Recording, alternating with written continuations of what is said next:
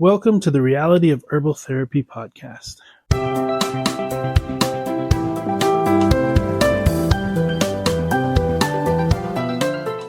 Okay, so today I kind of wanted to talk a little bit about, let's go back a bit. So somebody asked me, they're going through Dr. James's book, The Reality of Herbal Therapy, and as they're going through the protocols for illness section with everything, it gives the so it gives the illness, and underneath each illness, it talks about the herbal formulas that are good for it. And the person reading through it, they're like, okay, every single one of them, all of them without anything, has colloidal caps and the minerals. And they're like, why don't you make them anymore? So they're like, we kind of want these colloidal caps that you keep talking about, but you don't sell them. So let's go back a little bit. When we were making colloidal caps, we couldn't get rid of them. Nobody would buy them. It was colloidal minerals in a capsule. Nobody would buy them. And Dr. James was like, if somebody's going to take a mineral, I would rather them take colloidal minerals over a mineral combination. But nobody would take them. So he's like, solve the problem. Let's mix them. So we did that. So we took the minerals and colloidal caps and mixed them and created PM minerals. Or if you look on the label, it's PM minerals plus, and then underneath it in smaller letters, it's chelated trace minerals. So we mixed the two.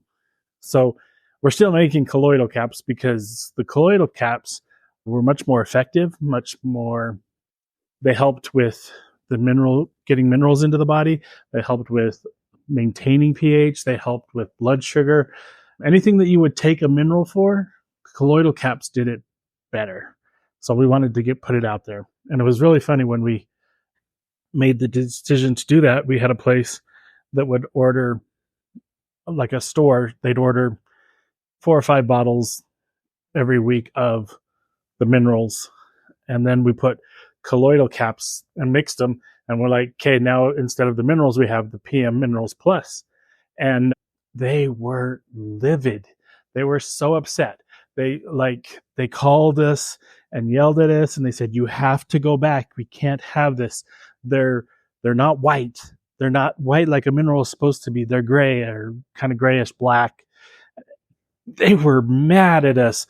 And so Dr. James was like, the colloidal minerals work better. I can't bend on this. I know that the colloidal minerals work better, so I need to have them mixed. And so we talked about it, and we decided, well, let's just give them some so they can try them and see the difference that the minerals by themselves or the minerals with colloidal minerals mixed in. So we sent them some free samples to let them try it, to see what they thought of it. And they were still pretty livid with us because they're like, they're black. They're not white like minerals are supposed to be. Minerals are supposed to be white. And we're like, just try it, see what you think. So they tried it, and they went from ordering 5 bottles to 25 to 30 bottles of PM minerals every week. Basically, it was a night and day difference. They're like, these are the most amazing things. I've had people call me and they're like, okay, I'm out traveling. I ran out of minerals, forgot to bring more. What can I buy in the health food store that is the same thing? And it's like,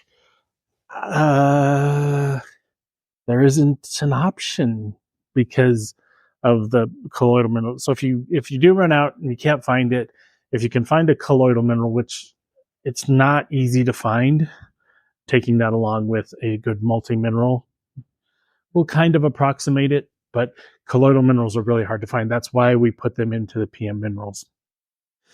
So to talk about minerals, we need to talk about salts. So whenever just about anybody, if you say salt, they think table salt, and if you've taken any chemistry, sodium chloride or whatever, it's table salt is what people think of when they talk about a salt. But a salt actually in chemistry is when there's a reaction with an acid and a base and a metal, and the result is called a salt. basically what happens is all the hydrogen in the acid gets eaten up and is replaced with a metal. So there's different kinds of salts. So when we talk about glauber salt, which is it's another kind of salt that's made up with the sodium metal. So the hydrogen is replaced with sodium. And the different kinds of salts do different things in the body. So a sodium it's very drying. So like, when people preserve meat in the old fashioned ways, salted pork, anything like that, basically they will take meat and they will pack it with sodium salt. And what that does is it sucks all the moisture out of it so that there's nowhere for bacteria to grow, because bacteria requires oxygen and water to grow. So if you take all the water out, bacteria can't grow and your food won't spoil. So that's why they pack it in salt. It's a sodium salt. There's also other salts where the hydrogen is replaced with a magnesium, and that salt is Epsom salt. So what magnesium does is it regulates a lot of the body systems, but it also dumps the bowels. So if you ever take like a dose of Epsom salt, it's going to it's going to make the bowels release. Some people will take magnesium before bed to help their bowels move first thing in the morning. So whenever you think of a white mineral, like salt is white, basically it's a combination of a bunch of different salts. And depending on the acid that it comes from, that's where you get the second half of the name. So there's calcium citrate. So the citrate was the acid. Calcium orotate. The orotate was the acid part. And then it's replaced with the calcium metal or a magnesium metal. So that's where you come up with different kinds of calcium, different kinds of minerals and stuff. So I kind of want to give you a quick overview of what pH is, just to help you understand part of why we take minerals. So the high pH, what it stands for is potential for hydrogen. So our body uses hydrogen in different ways. And in a mineral, the hydrogen is replaced with the metal that is then bioavailable, which means that our body can use it. So when you have different pHs of things, the hydrogen is now replaced with a metal that our body can use. So whether it's calcium, magnesium, zinc, iron, boron, whatever. So just to understand so when you have a salt, basically instead of the hydrogen that the body can use, it has a metal that the body can use. So I kind of want to talk about the different minerals that are in the PM minerals. So, of course, I talked a little bit about the colloidal caps. So colloidal minerals come from lots of different places. So the chelated trace minerals, or the colloidal minerals that are in the PM minerals, basically these are ancient fossilized swamps. So whenever there's plants or anything like that, they take metals and they use different metals for different things for life. The different minerals that we have all around us, the plants take them and use them, and then when we eat the plants, we are able to absorb those minerals. And the reason we can absorb them is because the plant has already broken it down. It's separated out the parts that we don't need. So these fossilized swamps where the chelated trace minerals come from, is the colloidal means that it's very, very small, which means that it can pass through cell walls. The minerals can go wherever they need to go because the plants have already broken it down. So that's why we put those in there. They're minerals that are extremely bioavailable.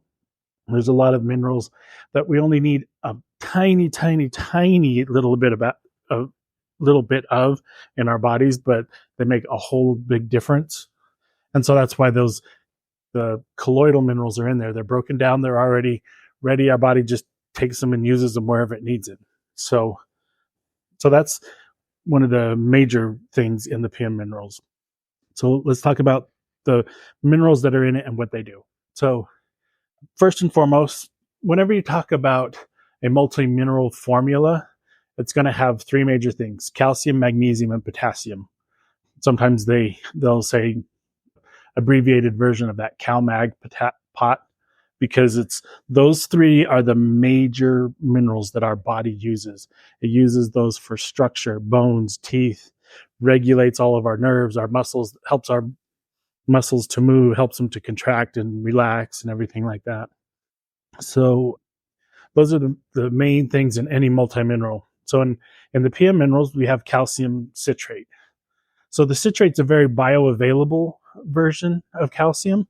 It can be digested easily, which means that it can be absorbed into the body.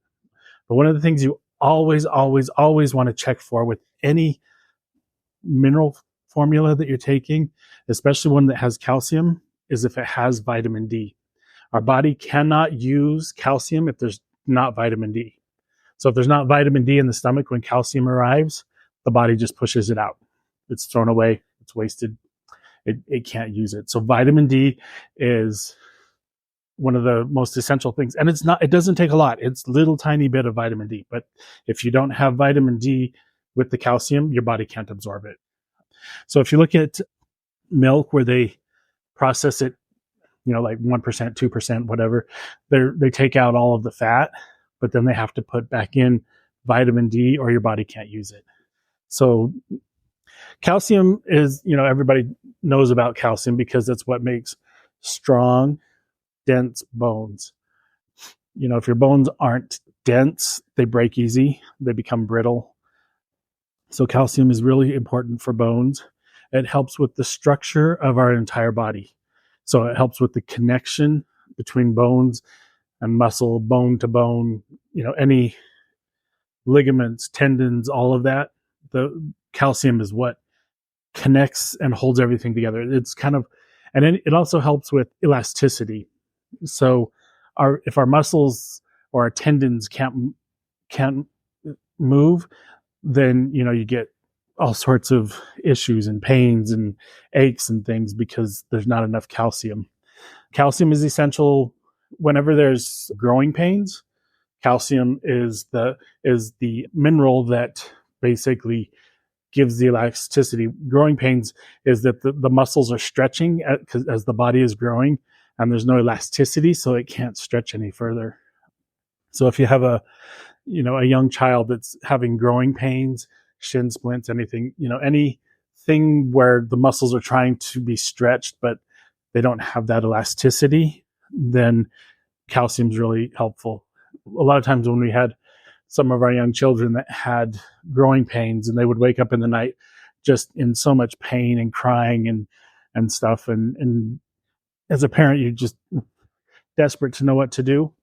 If you give them 2 p.m. minerals, within a half hour, they're able to go back to sleep and that pain is gone.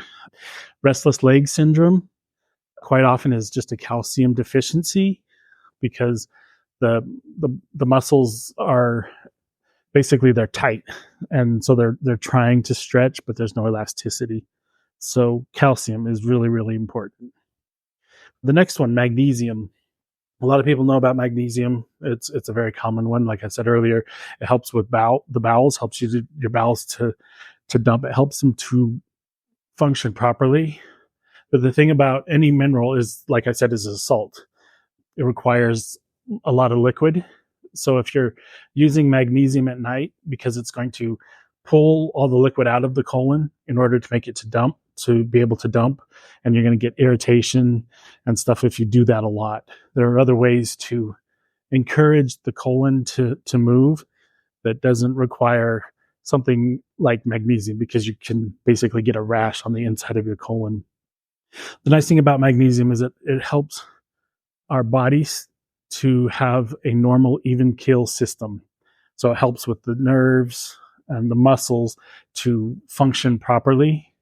Like calcium helps with elasticity, magnesium helps it to move correctly. Whether it's like if you're wanting to contract the muscle so that your arm can move, that's where magnesium comes in. The next major thing in the PM minerals is potassium. Potassium is essential for kidney function. If you don't have potassium in a balance with sodium, then the kidneys don't function correctly. It can't filter through the urine and can't move it out. Potassium is very essential. That's why we do potassium by itself, because most Americans have all sorts of kidney issues, and it's comes from a lack of potassium. Our bodies burn through it really, really fast. So as you take potassium, your body's going to burn through it really fast. It moves through the system because it's being used to filter and work the kidneys. It also, like magnesium, helps the nerves and the muscles, regulates it, keeps it moving correctly and stuff like that. Potassium also helps a little bit with the pancreas and its function. So potassium's really helpful with that. Also, if you're having a lot of bladder and kidney issues related to water, like retaining water or water buildup in the system, potassium will help the body to be able to move it. So the next one is chromium. When in the 80s, they used to coat cassette tapes with chromium because it basically helped the tape to not deteriorate from repeated use. But this chromium in the body does something completely different. Basically, it helps your pancreas deal with sugar. It helps it makes it so your blood sugar doesn't spike or drop or flip flop all over the place. It keeps the blood sugar consistent. So chromium is a really essential mineral to have. It doesn't take a lot. So, calcium, magnesium, potassium, your body burns through it really fast and uses a lot of it. And then, so these next ones, it's little itty bitty bits that are in the minerals, because if you look on the label, where calcium is in milligrams, a lot of these other minerals are in micrograms. So it's 1,000th of, or 100,000th, depending on which one it is, that is in each capsule. So it's like little tiny bit, but it's really, really important. So the next mineral is selenium. So that one helps with the thyroid function. It helps the thyroid because your blood basically pumps through the thyroid kills off any viruses, extracts it, kills off anything that doesn't belong in the blood. So selenium basically keeps your thyroid functioning properly so that it can move the blood through the thyroid to clean it. So it's really important. Also, selenium helps to make for healthy reproductive organs, whether in a man or a woman. It's what helps with the splitting of the cells. It helps your DNA to maintain its, basically, if you've heard of like oxidative damage or free radicals, what that is something that hits your DNA and splits it and breaks it and changes the DNA in a cell. And that's where you can come up with the cancers and all sorts of other health issues, because the DNA is slightly changed. So selenium actually maintains and helps the DNA to stay healthy and to repair if there's some damage. It helps repair it. So that's why selenium is really important in a multi-mineral. Vanadium is another mineral. It goes back to blood sugar. Just like the chromium helps to keep it at an even kill, selenium actually will help the body recognize, or not selenium, vanadium. Vanadium helps the body recognize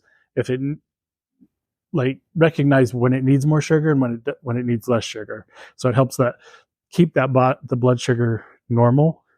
Vanadium's an amazing mineral. If you look at a lot of diabetic formulas and things like that, there will actually be vanadium in there.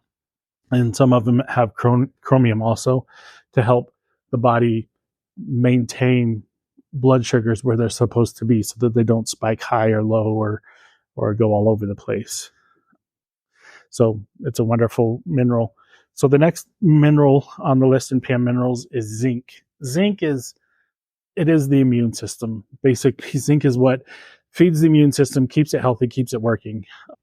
The variant of the flu that was going around a few years ago, that was the first thing that it would like completely suck out of your body was the zinc. So, when you have a flu or some other illness and your mouth tastes like metally, like if you sucked on a penny, or there's like that metal taste in your mouth, it's you're low on zinc, and your immune system's like pulling zinc from wherever it can to try and build up your immune system to fight whatever the disease is. So zinc is amazing for the immune system. So the next mineral on the list is manganese. Manganese helps with that connective tissue that I was talking about, joints and ligaments, like ligaments and tendons.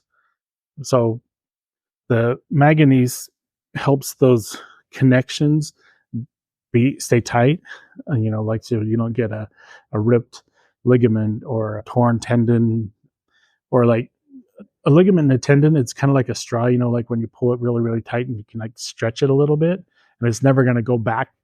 Well, our bodies can heal themselves, but so the manganese helps keep that from doing that stretching. So it helps where they connect, where you've got muscle to bone or bone to bone. It helps that connection stay strong. So the next mineral is boron. Boron is a mineral that helps with bones, our bone growth, because our bones basically are hollow, and in the center is the marrow of our bones, and the marrow is where our white blood cells are made. So our bones are constantly growing and stuff. They're constantly doing things, and boron is essential for that, to help the blood or the bones make that marrow, help the bones be strong, so you don't get the demineralization is basically a bunch of little holes in it where it's not as strong. Boron is also real helpful if you've broken a bone or something like that. It helps with that knitting and putting the bones together. The next mineral is copper. So, we talk a lot about iron. Iron's all for the blood. Copper also is. The reason our blood is red is the copper that's in the blood. So copper, well, the blood is red because of iron. I made that mistake. Blood is red because of iron, but when all of the oxygen is taken out of it, our blood is blue, and that's the copper. So copper basically helps to transport out the oxygen. So as our blood takes up oxygen and takes us throughout our body, copper basically helps the blood cells to transport the oxygen. Then when it can get rid of it, that's when it turns blue, because there's no oxygen left in the blood. So, and the copper is what makes the transition healthy. But it also is essential in white blood cells and in the immune system. So copper really helps keep the body's immune system healthy, and because it's in the white blood cells that attack the viruses or whatever's making us sick. So copper is really essential for that health. And then, so the one that I mixed up, iron. So the last mineral in the PM minerals is iron, and that is, of course, for blood. It's the health of the blood. So iron is, our blood is made up of what, if you've heard the word before, hemoglobin. Basically, it's using that iron to make healthy blood. Iron's essential for healthy blood. It's also really important to keep our blood moving. It helps to clot it when it needs to clot, but not clot when it doesn't, like to not create clots in the body. So iron is really another one of those essential minerals. So I hope through visiting with you that it helps to explain what all of the minerals are in the PM minerals, why you'd want to take the PM minerals. So going back to the protocols for illness, so everywhere where it had colloidal caps and the minerals, that's mixed together into the PM minerals. But it's on every single one of the protocols for illness, because basically we're always going to need minerals. Our body burns through them, uses them up, and we need more. We can get some of our minerals from food, but sometimes, depending on our diet, depending on where we are, depending on what's in the dirt, there's all sorts of depending ons. So by supplementing with a mineral and a vitamin, so Dr. James would always give somebody minerals and vitamins. And like that store that had a really hard time with us changing the color of their minerals, the reason they sold so many PM minerals is it pretty much would fix most problems. There are herbal supplements to fix major problems, but basically anytime you need any support to the body, PM vitamins and minerals are the go-to, where you want to go. There are some alternative practitioners that all they give people are vitamins and minerals because those are the building blocks. That's what our body uses to keep us healthy. So I hope this has been helpful and that it has enlightened you about using the minerals, why you'd want to use the minerals, and why it is suggested for every single protocol for illness.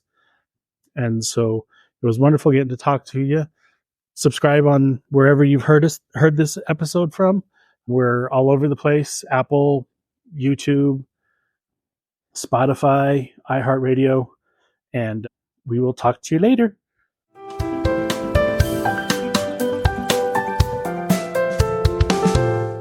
It is not the intent of professional herbal instruction or any persons associated therewith to diagnose or prescribe. The intent is only to offer herbal information for your consideration. In the event you use this information without your doctor's approval, you are prescribing for yourself, which is your God-given right. But professional herbal instruction or any persons associated herewith assume no responsibility. The claims and statements made on this podcast have not been evaluated by the Food and Drug Administration. These products are not intended to diagnose, treat, cure, or prevent any disease.